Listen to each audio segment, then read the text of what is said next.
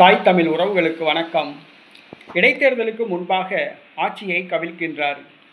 இடைத்தேர்தலுக்கு முன்பாக ஆட்சியை கவிழ்க்கின்றார் என்ற தலைப்பில் இந்த காணொளியை நாம் காண்கிறோம்.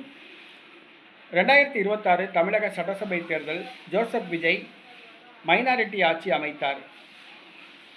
ஜோசப் விஜய் ஆட்சிக்கு மார்க்சிஸ்ட் கம்யூனிஸ்ட் கட்சி, இந்திய கம்யூனிஸ்ட் கட்சி ஆகிய கட்சிகள் வெளியிலிருந்து ஆதரவு தருகின்றன.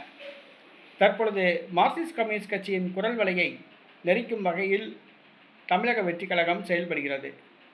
தலைமைச் செயலாளர் மூலமாக வட்டாட்சியருக்கு சுற்றறிக்கை அனுப்பப்பட்டு மார்க்சிஸ்ட் கம்யூனிஸ்ட் கட்சியுடைய நடவடிக்கைகள் கண்காணிக்கப்படுகின்றன.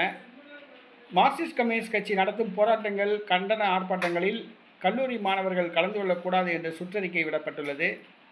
இது மார்க்சிஸ்ட் கம்யூனிஸ்ட் கட்சிக்கு அதிர்ச்சியை கொடுத்துள்ளது. தலைமைச் செயலாளர் மாற்றம் செய்யப்பட வேண்டும் என்று போராட்டத்தை நடத்தியது. இந்த சூழ்நிலையில் இடைத்தேர்தல் முடிந்தவுடன் கம்யூனிஸ்ட் கட்சிகளை கழற்றிவிடலாம் என்று ஜோசப் விஜய் முடிவு செய்துள்ளார்.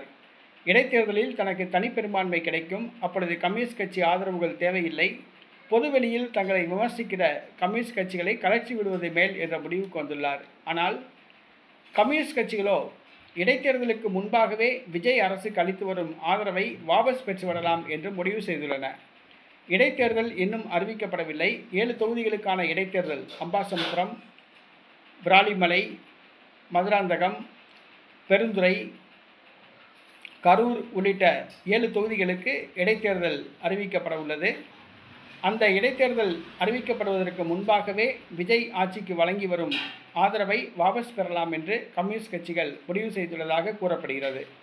கம்யூனிஸ்ட் கட்சிகள் எந்த நேரத்திலும் விஜய் அரசுக்கு அளித்து வரும் ஆதரவை வாபஸ் பெறலாம், ஆட்சி கவிழலாம் என எதிர்பார்க்கப்படுகிறது.